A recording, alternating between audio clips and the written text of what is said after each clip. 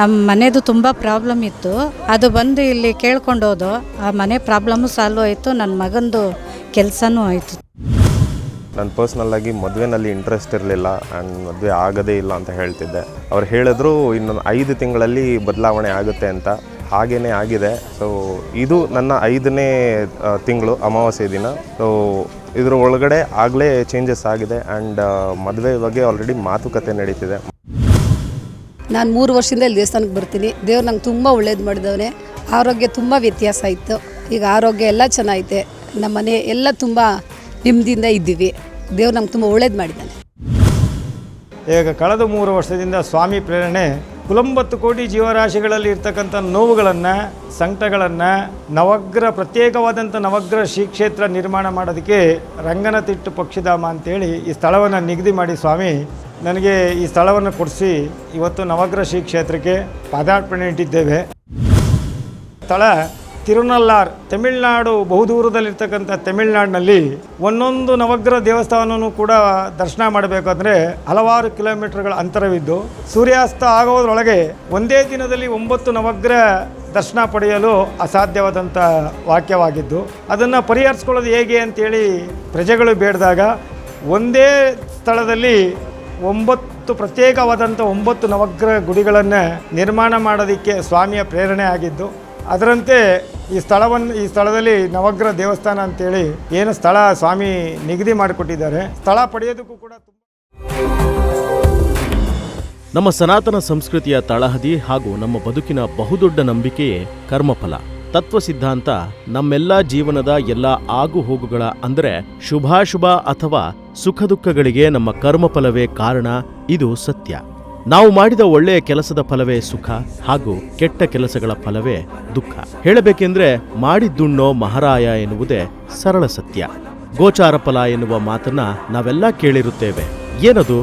ಅದರ ಅರ್ಥವೇನೆಂದ್ರೆ ನಮ್ಮ ಜೀವಿತಾವಧಿಯ ಅನುಸಾರವಾಗಿ ಆಯಾ ಸಮಯದಲ್ಲಿ ನಮ್ಮ ರಾಶಿಗಳಲ್ಲಿ ಸಂಚಾರದಲ್ಲಿರುವ ಆಯಾ ಗ್ರಹಗಳು ನಮ್ಮ ಕರ್ಮಗಳಿಗೆ ಅನುಗುಣವಾಗಿ ನಿರ್ಧಾರಿತ ಕಾಲಕ್ಕೆ ನಿರ್ದಿಷ್ಟ ಪ್ರಮಾಣದಲ್ಲಿ ನೀಡುವ ಸುಖ ದುಃಖಗಳೇ ಗ್ರಹಚಾರ ಫಲ. ಯಾವ ಜೀವಿಯೂ ಈ ಗ್ರಹಚಾರ ಫಲಕ್ಕೆ ಹೊರತಲ್ಲ. ನಮ್ಮ ಪುರಾಣಗಳಲ್ಲಿ ನವಗ್ರಹಗಳ ಮಹತ್ವದ ವಿಶೇಷತೆಯ ಬಗ್ಗೆ ವಿವರವಾಗಿ ಉಲ್ಲೇಖಿಸಲಾಗಿದೆ. ಅಂತೆಯೇ ನಮ್ಮ ಪೂಜಾ ವಿಧಿಗಳಲ್ಲಿ ನವಗ್ರಹ ಆರಾಧನೆಗೆ ಅತ್ಯಂತ ಮಹತ್ವವನ್ನು ನೀಡಲಾಗಿದೆ. ಇನ್ನು ನವಗ್ರಹಗಳೇ ಜ್ಯೋತಿಷ್ಯ ಶಾಸ್ತ್ರದ ಮೂಲ ಆಧಾರ. ಸಾಮಾನ್ಯವಾಗಿ ಕಷ್ಟ ನಷ್ಟ ಕೋಟಲೆಗಳನ್ನು ಅನುಭವಿಸಿ ಬಳಲಿ ಬೆಂಡಾದ ಭಕ್ತಾದಿಗಳು ಅವರಿರುವ ಸ್ಥಳದಲ್ಲಿ ಅಂದರೆ ಮನೆಗಳಲ್ಲಿ ಅಥವಾ ಹತ್ತಿರದ ದೇವಸ್ಥಾನಗಳಲ್ಲಿ ದೋಷ ಪರಿಹಾರ್ಥವಾಗಿ ನವಗ್ರಹ ಜಪ ಹೋಮಾದಿಗಳನ್ನ ನೆರವೇರಿಸುವುದು ಪರಿಪಾಠವಾದರೂ ನವಗ್ರಹ ಕ್ಷೇತ್ರಕ್ಕೆ ಹೋಗಿ ದರ್ಶನ ಪಡೆದು ಸೇವೆ ಸಲ್ಲಿಸುವುದು ಸಾಧ್ಯವಾದರೆ ದೋಷಗಳ ಪರಿಹಾರ ಶತಸಿದ್ಧ ಮತ್ತು ಕಷ್ಟಗಳು ಕೂಡ ಪೂರ್ಣವಾಗಿ ಪರಿಹಾರವಾಗುತ್ತದೆ ಎನ್ನುವುದು ದೃಢವಾದ ನಂಬಿಕೆ. ಆದರೆ ಇದು ಸುಲಭ ಸಾಧ್ಯವಲ್ಲ. ಕಾರಣ ಏನೆಂದರೆ ಶ್ರೀ ಶನೇಶ್ವರ ಸ್ವಾಮಿಯ ಪ್ರಸಿದ್ಧ ವಿಶೇಷವಾದ ಕ್ಷೇತ್ರ ತಿರುನಲ್ಲರ್ ಇರುವುದು ಬಹುದೂರದ ತಮಿಳುನಾಡಿನಲ್ಲಿ ಮತ್ತು ಅಲ್ಲಿಂದ ಒಂದೊಂದು ನವಗ್ರಹ ಕ್ಷೇತ್ರಕ್ಕೂ ಹಲವಾರು ಕಿಲೋಮೀಟರ್ ಅಂತರವಿದೆ. ಹಾಗಾಗಿ ಒಂದೇ ದಿನದಲ್ಲಿ ಎಲ್ಲ ನವಗ್ರಹ ಕ್ಷೇತ್ರಗಳ ದರ್ಶನ ಸುಲಭವಲ್ಲ. ನಾನು ಬೆಂಗಳೂರಿಂದ ಬಂದಿರೋದು. ನನ್ನ ಹೆಸರು ಚಂದ್ರಕಲಾ ಅಂತ. ನಮ್ಮ ಮನೆದು ತುಂಬ ಪ್ರಾಬ್ಲಮ್ ಇತ್ತು. ಅದು ಬಂದು ಇಲ್ಲಿ ಕೇಳ್ಕೊಂಡೋದು, ಆ ಮನೆ ಪ್ರಾಬ್ಲಮ್ಮು ಸಾಲ್ವ್ ಆಯಿತು, ನನ್ನ ಮಗಂದು ಕೆಲಸನೂ ಆಯಿತು. ಈ ದೇವಸ್ಥಾನಕ್ಕೆ ಆಗಾಗ ಬಂದು ಹೋಗ್ತಾ ಇದೆ. ನಾವು ಕೇಳ್ಕೊಂಡಿದ್ದೆಲ್ಲ ಆಗಿದೆ. ನನ್ನ ಹೆಸರು ಚೇತನ್, ಬೆಂಗಳೂರಿಂದ ಬರ್ತಾ ಇದ್ದೀನಿ. ಸೊ ನಾನು ಇಲ್ಲಿ ಕಳೆದ 7 ತಿಂಗಳಿಂದ ಬರ್ತಾ ಇದ್ದೀನಿ.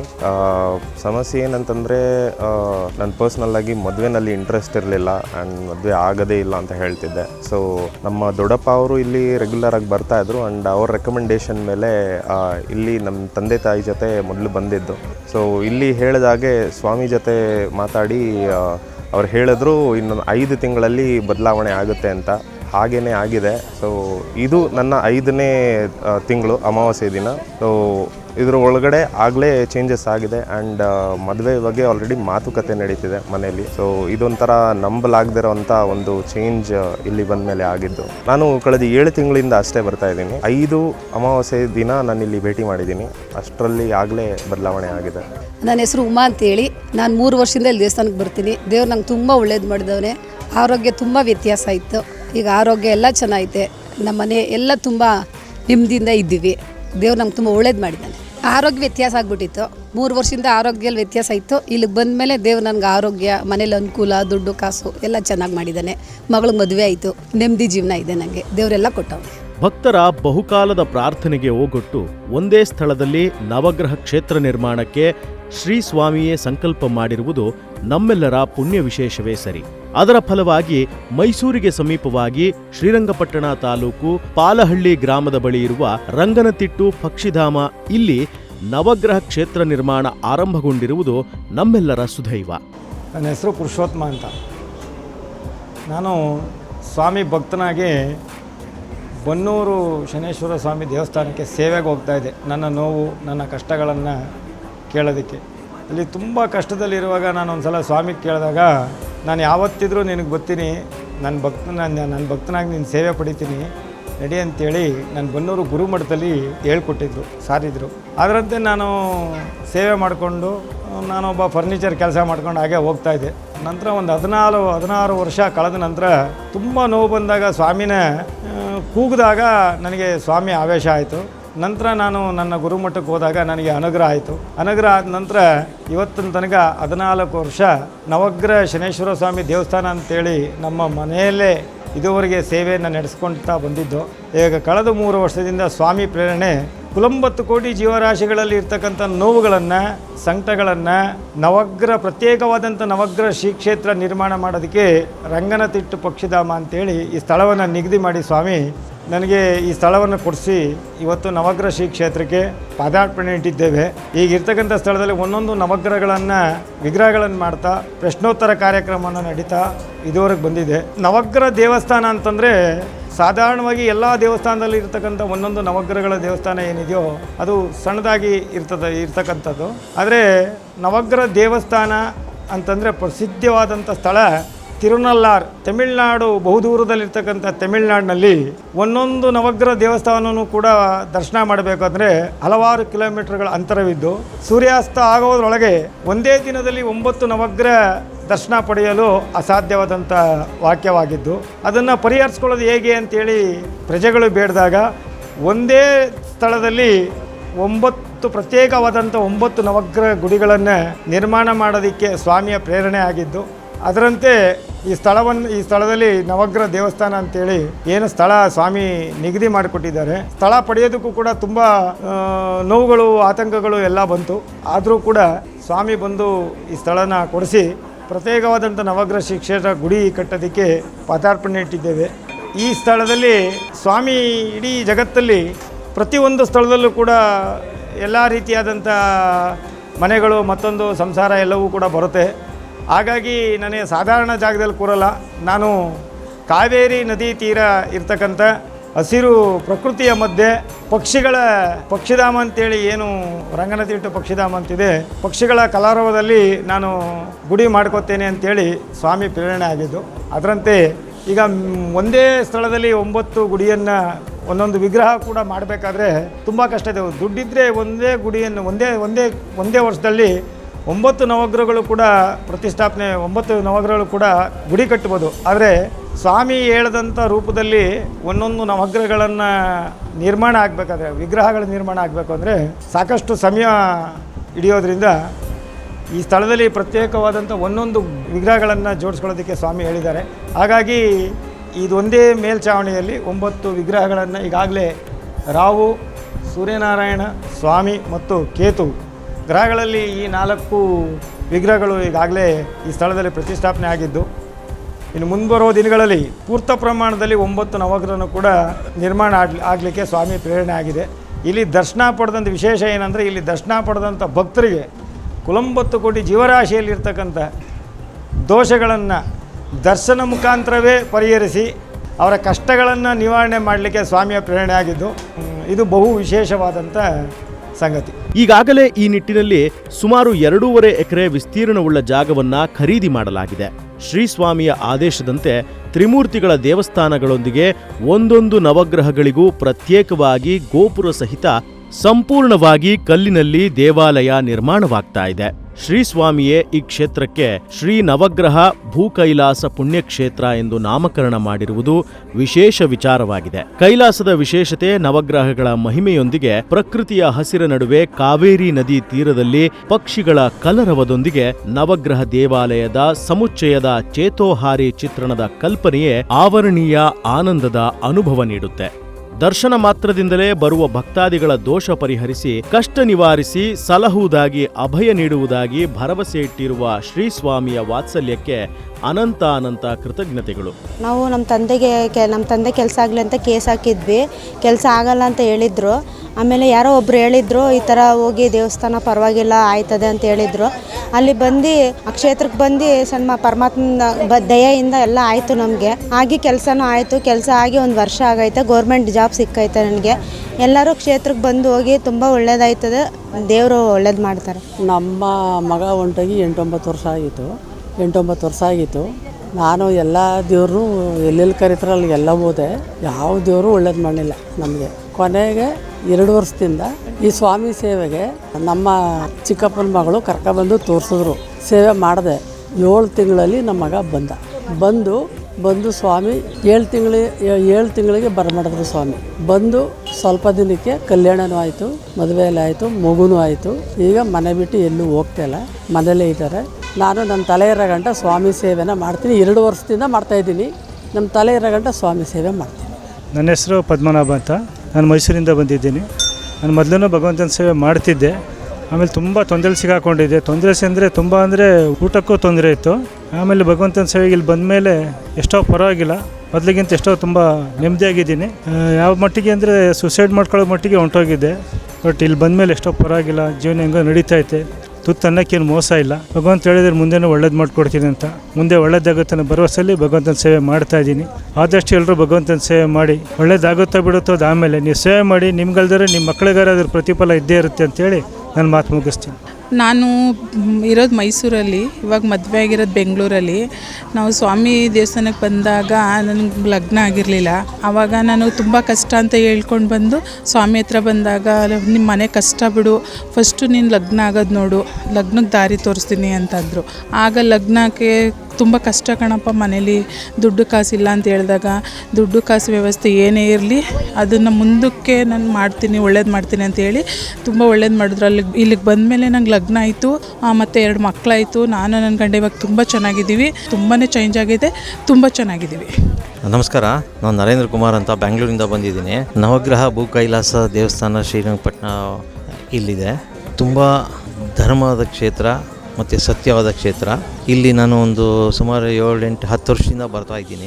ಸೊ ಇಲ್ಲಿ ನಾನು ಅಂದ್ಕೊಂಡಿದ್ದು ಸ್ವಾಮಿ ಮಾಡ್ಕೊಳ್ತಾ ಇದ್ದಾರೆ ಖಂಡಿತವಾಗ್ಲೂ. ನನ್ನ 2 ಮಕ್ಕಳು ಮದುವೆನೂ ಆಯಿತು. 2 ಮಕ್ಕಳು, ನನ್ನ ಮಗಳಿಗೂ ಇವಾಗ ಇದಾಯಿತು, ಮಗು ಆಯಿತು. ಮತ್ತು ನನ್ನ ಸೊಸೆನೂ ಇವಾಗ ಕ್ಯಾರಿಂಗಲ್ಲಿದ್ದಾರೆ, 6 ಮಂತ್ಸು. ಮಗು ಎಲ್ಲ ಆರೋಗ್ಯವಾಗಿದೆ. ಸೊ ಹಾಗಾಗಿ ಇಲ್ಲಿ ತುಂಬ ಸತ್ಯ ಇದೆ. ತಾವುಗಳು ಯಾರಾದರೂ ಈ ಥರ ಏನಾದರೂ ಪ್ರಾಬ್ಲಮ್ ಇದ್ದರೆ ಈ ಸ್ವಾಮಿ ಹತ್ರ ಸಂಕಲ್ಪ ಮಾಡಿಕೊಂಡ್ರೆ ಸ್ವಾಮಿ ಖಂಡಿತವಾಗ್ಲೂ ನೆರವೇರಿಸ್ಕೊಡ್ತಾರೆ ಅಂತ ಕೇಳ್ಕೊಳ್ತಿದ್ದೀನಿ.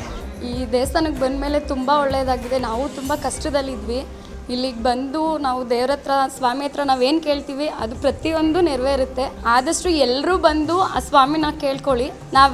ನಾವೇನೇ ಎಷ್ಟೇ ಕಷ್ಟದಲ್ಲಿದ್ದರೂ ಅವರು ನಮ್ಮನ್ನು ಕಾಪಾಡ್ತಾರೆ ಅನ್ನೋ ನಂಬಿಕೆ ಮೇಲೆ ನಾವು ಆಗಲೇ 2 ವರ್ಷದಿಂದನೂ ನಾನು ಇಲ್ಲಿಗೆ ಬರ್ತಾ ಇದ್ದೀನಿ. ಇವತ್ತಿನವರೆಗೂ ಯಾವಾಗಲೂ ನಮ್ಮ ಜೊತೆಲಿ ಇರ್ತೀವಿ ಅಂತ ಅವ್ರು ಹೇಳಿದ್ದಾರೆ. ಅದೇ ಥರ ನಮ್ಮ ಜೊತೆಲಿ ಇದ್ದಾರೆ, ನಮ್ಮನ್ನ ಕಾಪಾಡ್ಕೊಂಡು ಬರ್ತಾ ಇದ್ದಾರೆ. ಪ್ರಸ್ತುತ ಖರೀದಿಸಲಾಗಿರುವ ಇದೇ ಜಾಗದಲ್ಲಿ ಒಂದು ದೊಡ್ಡದಾದ ಹಜಾರ ನಿರ್ಮಾಣ ಮಾಡಲಾಗಿದ್ದು ಶ್ರೀ ಶನೈಶ್ಚರ ಸ್ವಾಮಿಯ ವಿಗ್ರಹ ಪ್ರತಿಷ್ಠಾಪನೆ ಆಗಿದೆ ಮತ್ತು ಶ್ರೀ ನೀಲಕಂಠೇಶ್ವರ ಸ್ವಾಮಿ ಲಿಂಗ, ಶ್ರೀ ಛಾಯಾದೇವಿ, ಶ್ರೀನಿವಾಸ, ಅನುಗ್ರಹ ಗಣಪತಿ ಮತ್ತು ಆಂಜನೇಯ ಸ್ವಾಮಿ ವಿಗ್ರಹಗಳೊಂದಿಗೆ ಕೂಡ ಸ್ಥಾಪನೆ ಮಾಡಲಾಗಿದ್ದು ದಿನನಿತ್ಯ ಪೂಜಾ ಕೈಂಕರ್ಯಗಳನ್ನು ಹಾಗೂ ಅಮಾವಾಸ್ಯೆಯಂದು ಶ್ರೀ ಶನಿಶಾಂತಿ, ರಾಹುಕೇತು ಶಾಂತಿ, ಹೋಮಾದಿ ಪೂಜೆಗಳನ್ನು ನಡೆಸಲಾಗುತ್ತಿದೆ. ಪ್ರತಿ ಭಾನುವಾರ ಮಧ್ಯಾಹ್ನ ಸುಮಾರು 2 ಗಂಟೆ ವೇಳೆಗೆ ಅನ್ನಪ್ರಸಾದ ವಿತರಣೆ, ನಂತರ ಶ್ರೀ ಸ್ವಾಮಿಯ ಪ್ರಶ್ನೋತ್ತರ ಕಾರ್ಯಕ್ರಮವೂ ಕೂಡ ನಡೆಯುತ್ತಿದೆ. ಪ್ರತಿ ವರ್ಷ ಅಂದರೆ ಮೇ ತಿಂಗಳು ಬಾದಾಮಿ ಅಮಾವಾಸ್ಯೆ ದಿನ ಶ್ರೀ ಶನೈಶ್ಚರ ಸ್ವಾಮಿಯ ಜಯಂತಿಯಂದು ಶ್ರೀ ಸ್ವಾಮಿಯ ಜಾತ್ರಾ ಮಹೋತ್ಸವದ ಅಂಗವಾಗಿ ಶ್ರೀ ಸ್ವಾಮಿಯ ಮೆರವಣಿಗೆಯನ್ನ ಅದ್ಧೂರಿಯಾಗಿ ನಡೆಸಿಕೊಂಡು ಬರಲಾಗ್ತಾ ಇದೆ ಮತ್ತು ಮರುದಿನದಂದು ಅನ್ನ ಸಂತರ್ಪಣೆಯನ್ನ ನಡೆಸಿಕೊಂಡು ಬರಲಾಗ್ತಾ ಇದೆ. ಇದುವರೆಗೆ ಪ್ರತಿ ವಾರ ಭಾನುವಾರದಂದು ಮಧ್ಯಾಹ್ನ ಬರೋ ಭಕ್ತರಿಗೆ ಅನ್ನ ಸಂತರ್ಪಣೆ ಮುಗಿದ ನಂತರ ಸ್ವಾಮಿಯ ಆವೇಶಾವಿರ್ಭಾವದಲ್ಲಿ ಪ್ರಶ್ನೋತ್ತರ ಕಾರ್ಯಕ್ರಮಗಳು ಕೂಡ ಪ್ರತಿ ಭಾನುವಾರ ಮಧ್ಯಾಹ್ನ 2 ಗಂಟೆಗೆ ನಡೀತಾ ಬಂದಿದ್ದು ಭಕ್ತರ ಎಲ್ಲ ನೋವುಗಳನ್ನು ಸಂಕಟಗಳನ್ನು ಸ್ವಾಮಿ ಪರಿಹರಿಸ್ಕೊಂಡು ಈ ಜಗತ್ತಲ್ಲಿ ಅವರ ಸೇವೆ ಕೀರ್ತಿಯನ್ನು ಬೆಳೆಸ್ಕೊಂಡು ಬರ್ತಾಯಿದ್ದಾರೆ. ನಂತರ ಪ್ರತಿ ಬಾದಾಮಿ ಅಮಾವಾಸ್ಯೆಯಂದು ಮೇ ತಿಂಗಳಲ್ಲಿ ಬರುವ ಬಾದಾಮಿ ಅಮಾವಾಸ್ಯೆಯಂದು ಸ್ವಾಮಿ ಜಯಂತ್ಯೋತ್ಸವ ಕಾರ್ಯಕ್ರಮ, ಜಾತ್ರಾ ಮಹೋತ್ಸವ ಕಾರ್ಯಕ್ರಮವನ್ನು ಹಮ್ಮಿಕೊಂಡು ಪ್ರತಿ ವರ್ಷ ನಡೆಸ್ಕೊಂಡು ಈ ಸ್ಥಳದಲ್ಲಿ ಬರ್ತಾಯಿದ್ದೀವಿ. ಅದರಂತೆ ಪ್ರತಿ ಶ್ರಾವಣದಲ್ಲಿ 4ನೇ ವಾರ ಅನ್ನದಾಸೋಹ ಕಾರ್ಯಕ್ರಮವನ್ನು ಕೂಡ ನೆರವೇರಿಸ್ಕೊಂಡು ಬರ್ತಾಯಿದ್ದೇವೆ. ನನ್ನ ಹೆಸರು ಸಿದ್ಧಾನಾಯಕ್ ಅಂತ, ಬೆಂಗಳೂರಿಂದ ಬಂದಿದ್ದೀನಿ.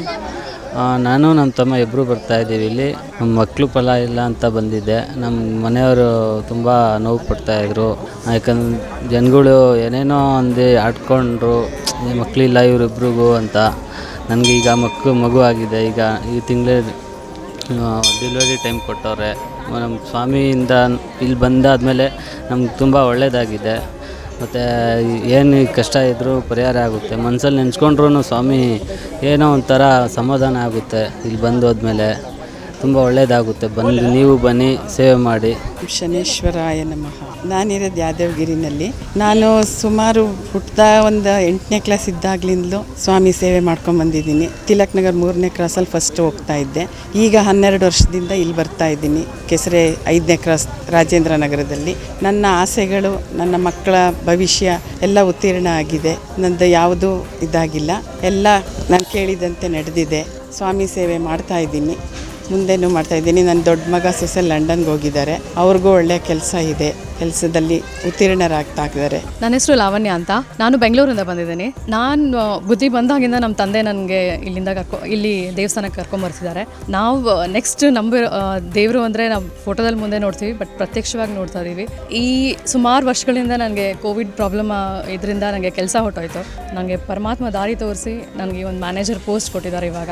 ಅದರಿಂದ ನಾನು ಪ್ರತಿಯೊಂದು ಏನೇ ಕೆಲಸ ಮಾಡಬೇಕಾದ್ರೂ ನಾವು ಇಲ್ಲಿ ಬಂದು ಪರಮಾತ್ಮನ ಆಶೀರ್ವಾದ ತೊಗೊಂಡು ಹೋಗಿ ಮುಂದಕ್ಕೆ ಕೆಲಸನ ಮಾಡೋದು. ನನ್ನ ಮಗನಿಗೂ ಅಷ್ಟೇ ವಿದೇಶಕ್ಕೆ ಕೆಲಸ ಸಿಗಬೇಕು ಅಂತ ಕೇಳ್ಕೊಂಡಿದ್ದೀನಿ. ಅದನ್ನು ಮುಂದೆ ನನಗೆ ನಡೆಸ್ಕೊಡ್ತಾನೆ ಪರಮಾತ್ಮ. ನಂಗೆ ಆಗೋದೆಲ್ಲ ಒಳ್ಳೆಯದೇ ಆಗ್ತಾಯಿದೆ. ಸೊ ಇಲ್ಲಿ ಒಂದಷ್ಟು ಅಟ್ಲೀಸ್ಟ್ ಬಂದು ಹೋಗಿ ದರ್ಶನ ಮಾಡ್ಕೊಂಡು ಹೋದ್ರೇ ಒಳ್ಳೇದಾಗುತ್ತೆ. ಈ ಪವರ್ ಆ ವೈಬು ಹಾಗೇ ಇದೆ ಇಲ್ಲಿ. ಪರಮಾತ್ಮನ ಒಂದು ದರ್ಶನ ಮಾಡಿದ್ರೆ ಆ ವೈಬು ಹಾಗೇ ಇದೆ. ನನ್ನ ಮಧುರಾ ಅಂತ ಹೆಸರು. ಇಲ್ಲಿ ಬಂದು ಸುಮಾರು ವರ್ಷಗಳಿಂದ ಬರ್ತೀವಿ. ಇಲ್ಲಿಗೆ ಸುಮಾರು ಒಂದು 20 ವರ್ಷದಿಂದನೂ ಬರ್ತೀವಿ. ಇಲ್ಲಿ ಬಂದಮೇಲೆ ಕಷ್ಟ ಎಲ್ಲ ಪರಿಹಾರ ಆಗಿ, ನಮ್ಮ ತಂದೆಯವ್ರು ಓಪನ್ ಹಾರ್ಟ್ ಸರ್ಜರಿ ಆಗಿರಲಿಲ್ಲ, ಬಂದು ಓಪನ್ ಹಾರ್ಟ್ ಸರ್ಜರಿ ಇದಾಯಿತು. ಅವನ ಕೃಪೆನೇ ಎಲ್ಲ ಪರಮಾತ್ಮನಿದೆ. ನನ್ನ ಮಗನ ಕೆಲಸ ಇದಾಗಿರಲಿಲ್ಲ, ಕೆಲಸ ಆಗಿದೆ ಈಗ. ಸೊ ಇಲ್ಲಿ ಬಂದಮೇಲೆ ನಮಗೆಲ್ಲ ಒಳ್ಳೆಯದಾಗಿದೆ. ನನ್ನ ಹೆಸರು ಪಾಪಯ್ಯ ಅಂತ. ನಾನು ಬೆಂಗಳೂರಿಂದ ಬಂದಿದ್ದೀನಿ. ಸೊ ನನಗೆ ಎದೆ ನೋವು ಬರ್ತಾ ಇಲ್ಲ, ನಡೆಯೋಕ್ಕಾಗ್ತಾ ಇರಲಿಲ್ಲ. ಆ ಥರ ಇತ್ತು. ನಡೆಯೋಕ್ಕೆ ಒಂದು 4 ಹೆಜ್ಜೆ ಇಟ್ಟರೆ ಸ್ವಲ್ಪ ಸುಧಾರಿಸ್ಕೊಳ್ಬೇಕು. ಆ ಥರ ಆಗಿ 4 ವಾಲು 90% ಬ್ಲಾಕ್ ಆಗಿದೆ. ಅದು ಗೊತ್ತಿಲ್ಲ ನನಗೆ. ನಾರಾಯಣ ಹೃದಯನಲ್ಲಿ ಅವರು ಅಡ್ಮಿಟ್ ಆದಮೇಲೆ ಅವ್ರೇನು ಮಾಡಿದ್ರು, ಇಲ್ಲ 4 ವಾಲ್ 90% ಬ್ಲಾಕ್ ಆಗೋಗ್ಬಿಟ್ಟಿದೆ, ಅದನ್ನು ಮಾಡಿದ್ರೂ ಅವರು ಬದುಕಲ್ಲ, ನೀವು ಅವ್ರು 10 ದಿವಸ ಇರ್ತಾರೆ, 10 ದಿವಸ ನೋಡಿಕೊಂಡು ನೀವು ಚೆನ್ನಾಗಿ ನೋಡ್ಕೊಳ್ಳಿ ಅಂತ ಹೇಳಿಬಿಟ್ಟು ಕಳಿಸ್ಬಿಟ್ರು. ಡಿಸ್ಚಾರ್ಜ್ ಮಾಡೇ ಬಿಟ್ರು ಅವರು. ಆಮೇಲೆ ಇಲ್ಲಿಗೆ ಬಂದರು. ನಮ್ಮ ಹೆಂಗಸರು, ನನ್ನ ಮಕ್ಕಳು ಇಬ್ಬರು, ದೊಡ್ಡವಳು ಮತ್ತು 3ನೇವಳು ಇಬ್ಬರು ಬಂದು, ಮಕ್ಕಳು ನಮ್ಮ ಮಿಸಸ್ ಎಲ್ಲ ಸೇರಿದ್ರು 3 ಜನ ಬಂದು ಸ್ವಾಮಿನ ಕೇಳಿದ್ರೆ ಸ್ವಾಮಿ ಏನು ಹೇಳ್ತಾನೆ, ಇಲ್ಲ ಕಣ ಆಗಲ್ಲ, ಆ ನಾರಾಯಣ ಹೃದಯನಲ್ಲಿ ಏನು ಹೇಳಿದ್ರು ಅದನ್ನೇ ಹೇಳ್ತಾ ಇದ್ದಾರೆ ಸ್ವಾಮಿ, ಆಗೋದೇ ಇಲ್ಲ ಅಂತ. ಇವರಂತೂ ನಮ್ಮ ಮಿಸಸ್ ಅಂತೂ ಸರ್ಗೊಡ್ಬಿಟ್ರು, ಇಲ್ಲ ನನಗೆ ಮಾಂಗಲ್ಯ ಬೇಕು, ಮಾಂಗಲ್ಯ ಉಳಿಸ್ಕೊಡ್ಬೇಕು ನನಗೆ, ಹಾಗೆ ಹೀಗೆ ಅಂತ. ಇವಳು ದೊಡ್ಡವಳು, ನನಗೆ ಮದುವೆ ಆಗಿ ನನಗೆ 2 ಮಕ್ಕಳಿದ್ದಾರೆ, ನನಗೆ ಯಾರೂ ಬೇಕಾಗಿಲ್ಲ, ನನಗೆ ಅಪ್ಪ ಬೇಕು. 3ನೇವಳು BE ಮಾಡ್ತಾ ಇದ್ದಾಳೆ ಸರ್. ಅವಳು ಆ BE ಮಾಡ್ತಾ ಇರೋದನ್ನ ಅವಳು, ಇಲ್ಲಪ್ಪ ನನ್ನ ತಂದೆಗೋಸ್ಕರ ಮಾಡ್ತಾಯಿದ್ದೀನಿ BE, ನಾನು ಮಾಡೋದೇ ಇಲ್ಲ ಇವಾಗ, ನಮ್ಮ ತಂದೆ ಬೇಕು ನನಗೆ ಅಂತ ಎಲ್ಲ ಹಿಡ್ಕೊಂಬಿಟ್ರು. ಕೊನೆಗೆ ಅದೇನು ಮಾಡಿದ್ನೋ ಪರಮಾತ್ಮನೇ ಸೋತ್ಬಿಟ್ಟ ಸರ್. ನಿಂಬೆಹಣ್ಣು ಕೊಟ್ಟ. ಈ ನಿಂಬೆಹಣ್ಣಿಂದ ಅರ್ಧ ನಾನು ಬದುಕೊಂಡೆ. ಇವತ್ತು ನಾನು ಚೆನ್ನಾಗಿದ್ದೀನಿ. ಒಕ್ಕಾರ್ಡಲ್ಲಿ ನನಗೆ ಆಪ್ರೇಷನ್ ಆಯಿತು. ಒಕ್ಕಾರ್ಡಲ್ಲಿ 90% 4 ವಾಲ್ ಬ್ಲಾಕ್ ಆಗಿದೆ ಸರ್. ಏನು ಹೇಳ್ತೀರ? ಆವಾಗ ಈ ಪರಮಾತ್ಮನೇ ನನಗೆ ದಾರಿನೇ ನನಗೆ ಅವನು ಇದು ಮಾಡಿಕೊಟ್ಟಿದ್ದು. ಇವತ್ತು ನಾನು ಚೆನ್ನಾಗಿದ್ದೀನಿ. 2005 ಮಾರ್ಚ್ 10ನೇ ತಾರೀಕು ಆಗಿದ್ದು ನನಗೆ 2005. ಇವತ್ತು ಕೂಡ ಚೆನ್ನಾಗಿದ್ದೀನಿ. ಪರಮಾತ್ಮ ಅಷ್ಟು ಚೆನ್ನಾಗಿ ನನಗೆ ಇಟ್ಟಿದ್ದಾನೆ, ಸಾಕು. ಇದುವರೆಗೂ ಕೂಡ ಸ್ವಾಮಿನ ನಂಬಿಕೊಂಡು ಆಸೆನೊತ್ಕೊಂಡು ಸ್ವಾಮಿನ ಹೊಸಲು ತುಳಿದಂಥ ಈ ಸ್ಥಳದಲ್ಲಿ ಎಲ್ಲ ಭಕ್ತರುಗಳಿಗೂ ಕೂಡ ಮಕ್ಕಳು ಫಲ ಇಲ್ಲದೆ ಇರ್ತಕ್ಕಂಥವ್ರಿಗೆ ಮಕ್ಕಳು ಫಲ, ಲಗ್ನದಲ್ಲಿ ದೋಷ ಇದ್ದು ಕುಜೋ ದೋಷ ಮತ್ತು ರಾಹು ಕೇತು ದೋಷಗಳಿದ್ದಂಥ ಎಲ್ಲ ಕಡೆ ದೋಷಗಳನ್ನು ಪರಿಹರಿಸೋಕ್ಕೆ ಲಕ್ಷಾಂತರ ರೂಪಾಯಿ ಹಣ ಕಳ್ಕೊಂಡಿರ್ತಕ್ಕಂಥ ಭಕ್ತರು ಕೂಡ ಈ ಸ್ಥಳಕ್ಕೆ ಬಂದು ಇಷ್ಟೇ ದಿನದೊಳಗೆ ಲಗ್ನಕ್ಕೆ ನಿಗದಿ ಮಾಡ್ತೀನಿ ಅಂತೇಳಿ ಲಗ್ನವು ದೋಷಗಳನ್ನು ಪರಿಹರಿಸಿ ಸ್ವಾಮಿ ವಾಕ್ಯ ಮುಖಾಂತರಲ್ಲೇ ಎಲ್ಲ ದೋಷಗಳನ್ನು ಪರಿಹರಿಸಿ ಲಗ್ನಗಳನ್ನು ನೆರವೇರಿಸ್ಕೊಟ್ಟಿದ್ದಾರೆ. ಮಕ್ಕಳು ಫಲ ಇಲ್ಲದೆ ಇರ್ತಕ್ಕಂಥ ವೈದ್ಯ ಈ ಜಗತ್ತಲ್ಲಿ ಮಕ್ಕಳು ಫಲ ಇಬ್ಬರು ಸತಿಪತಿಯರಿಬ್ಬರಿಗೆ ಮಕ್ಕಳು ಫಲ ಆಗಲ್ಲ ಅಂತ ಹೇಳ್ದಂಥ ಸ್ಥಾನದಲ್ಲೂ ಕೂಡ ಸ್ವಾಮಿ ಹೇಳ್ದಂಥ ನಿಗದಿ ಮಾಡಿದಂಥ 18 ತಿಂಗಳೊಳಗಡೆ ಕೂಡ ಮಕ್ಕಳು ಫಲಗಳನ್ನು ಕೊಟ್ಟು ಈ ಸ್ಥಳದಲ್ಲಿ ಸ್ವಾಮಿ ಕೀರ್ತಿ ಬೆಳೆಸ್ಕೊಂಡಿದ್ದಾರೆ. ಅದರಂತೆ ರೋಗ ರುಜಿನಗಳು, ಸಕ್ಕರೆ ಕಾಯಿಲೆಯಲ್ಲಿ ನೊಂದು ಬೇಯ್ತಾ ಇರ್ತಕ್ಕಂಥ ಪ್ರಜೆಗಳಿಗೆ ಸಕ್ಕರೆ ಕಾಯಿಲೆಗಳು ಕೂಡ ಪರಿಹರಿಸ್ಕೊಟ್ಟಿದ್ದಾರೆ. ಅದರಂತೆ ಅಂಗಾಂಗಗಳಲ್ಲಿ ಕೆಲವು ವೈದ್ಯರೇ ಕೂಡ ಇದನ್ನು ಆಗಲ್ಲ ಅನ್ನೋ ಅಂಥ ಮಟ್ಟದಲ್ಲಿರುವಂಥ ರೋಗಗಳನ್ನು ಕೂಡ ಸ್ವಾಮಿ ಸಂಪೂರ್ಣವಾಗಿ ರೋಗಗಳನ್ನು ನಿವಾರಣೆ ಮಾಡಿ ಭಕ್ತರನ್ನ ಉಳಿಸ್ಕೊಂಡಂಥ ಇದು ಕೂಡ ಇದೆ. ಕೋರ್ಟಲ್ಲಿ ನಡೀತಕ್ಕಂಥ ಯಾಜ್ಯಗಳಿರ್ಬೋದು ಅಥವಾ ಕುಟುಂಬದಲ್ಲಿ ಅವರ ಭಕ್ತರಲ್ಲಿ ಅವರ ರಕ್ತಾಂಗಗಳು ಬಿಟ್ಟಿರ್ತಕ್ಕಂಥವರಲ್ಲಿ ಜಗಳ ಕಲೆಗಳ ಮನಸ್ತಾಪಗಳಿರ್ಬೋದು, ಅದನ್ನೆಲ್ಲವೂ ಕೂಡ ಸ್ವಾಮಿ ಜಗಳ ಕಲೆ ಮನಸ್ತಾಪ ಇಲ್ಲದಂತೆ ಕೂಡ ಅವರ ಇಷ್ಟಾರ್ಥಗಳನ್ನು ನೆರವೇರಿಸಿ ಭಕ್ತರು ಬೇಡದಂತೆ ನಡೆಸ್ಕೊಟ್ಟಿದ್ದಾರೆ. ಮನೆ ಇಲ್ಲದೆ ಇರ್ತಕ್ಕಂಥವ್ರು ಕಷ್ಟಪಟ್ಟು ನ್ಯಾಯ ನೀತಿ ಸತ್ಯ ಧರ್ಮದಂತೆ ಇರ್ತಕ್ಕಂಥವರಲ್ಲಿ ತುಂಬ ನೋವುಗಳು ಬರುತ್ತೆ, ನಮಗೆ ಕಷ್ಟಗಳು ಬರುತ್ತೆ ಅಂತೇಳಿ ನಾವೇ ಇದುವರೆಗೆ ಒಂದು ನೆಲೆ ಮಾಡ್ಕೊಂಡಿಲ್ಲ ಅಂತೇಳಿ ಯಾರು ಸ್ವಾಮಿನ ಬೇಡಿದ್ದಾರೆ. ಅಂಥವ್ರೆಲ್ಲವೂ ಕೂಡ ಎಲ್ಲರಿಗೂ ನೆಲೆಗಳನ್ನು ಮಾಡಿಕೊಟ್ಟಿದ್ದಾರೆ ಸ್ವಾಮಿ ಅವ್ರ ಜೀವನದಲ್ಲಿ. ಮಕ್ಕಳು ವಿದ್ಯಾಭ್ಯಾಸ ಆಗಲಿ, ಎಲ್ಲದಕ್ಕಿಂತ ಹೆಚ್ಚಾಗಿ ಯಾರು ಈ ಸ್ಥಳದಲ್ಲಿ ಅತಿ ಹೆಚ್ಚಾಗಿ ವಿದೇಶ ಪ್ರಯಾಣ ಮಾಡ್ತೀನಿ ಅಂತ ಹೇಳಿದಾರೋ ಅಂಥವ್ರಿಗೆಲ್ಲವೂ ಕೂಡ ವಿದೇಶ ಪ್ರಯಾಣ ಮಾಡಿಸಿ ಅಲ್ಲಿ ಉನ್ನತ ಸ್ಥಾನ ದುಡಿಮೆಗಳನ್ನು ಕೊಟ್ಟು ಸ್ವಾಮಿ ಜಗತ್ತಲ್ಲಿ ಕೀರ್ತಿಯನ್ನು ಬೆಳೆಸ್ಕೊಂಡಿದ್ದಾರೆ ಅಂತ ಈ ಮುಖಾಂತರ ನಾನು ಇಷ್ಟು ಮಾತನ್ನು ಹೇಳ್ತಾ ಸ್ವಾಮಿ ಸೇವೆಗೆ ಇದುವರೆಗೆ ನಮ್ಮೆಲ್ರಿಗೂ ಅವಕಾಶ ಮಾಡಿಕೊಟ್ಟು ಇನ್ನೊಂದು ಜನ್ಮ ಅಂತಿದ್ದರೆ ಸ್ವಾಮಿ ಮುಂದಿನ ಸೇವೆಯಲ್ಲಿ ಮುಂದಿನ ಜನ್ಮದಲ್ಲೂ ಕೂಡ ಸ್ವಾಮಿ ಭಕ್ತನಾಗಿ ಸೇವೆ ಮಾಡೋದಕ್ಕೆ ಅವಕಾಶ ಕೊಡಲಿ ಅಂತ 2 ಮಾತನ್ನು ಮುಗಿಸ್ತೀನಿ. ಶೀಘ್ರಾತಿ ಶೀಘ್ರವಾಗಿ ಶ್ರೀ ನವಗ್ರಹ ಭೂಕೈಲಾಸ ಕ್ಷೇತ್ರ ಪೂರ್ಣ ಪ್ರಮಾಣದಲ್ಲಿ ಆರಂಭಗೊಂಡು ಅಡೆತಡೆ ಇಲ್ಲದೆ ನಿರ್ವಿಘ್ನವಾಗಿ ಪೂರ್ಣಗೊಳ್ಳಲಿ. ತನ್ನ ಮೂಲಕ ಬರುವ ಭಕ್ತಾದಿಗಳ ದೋಷ ಕಳೆದು ಕಷ್ಟ ನಿವಾರಣೆಯಾಗಲಿ, ಸಕಲರಿಗೂ ಸನ್ಮಂಗಳವಾಗಲಿ, ಲೋಕ ಕಲ್ಯಾಣವಾಗಲಿ ಎನ್ನುವ ನಮ್ಮ ವಿನಮ್ರ ವಿನಂತಿಯನ್ನ ಶ್ರೀ ಸ್ವಾಮಿಯ ಚರಣಗಳಲ್ಲಿ ಸಮರ್ಪಿಸುತ್ತಿದ್ದೇವೆ. ಇನ್ನು ದಯಮಾಡಿ ಕರುಣಿಸು, ಅನುಗ್ರಹಿಸು, ಕೃಪೆ ತೋರು ಇಂತಿ ಭಕ್ತ ಮಂಡಳಿ. ನಮೋ ಓಂ ಶನಿ.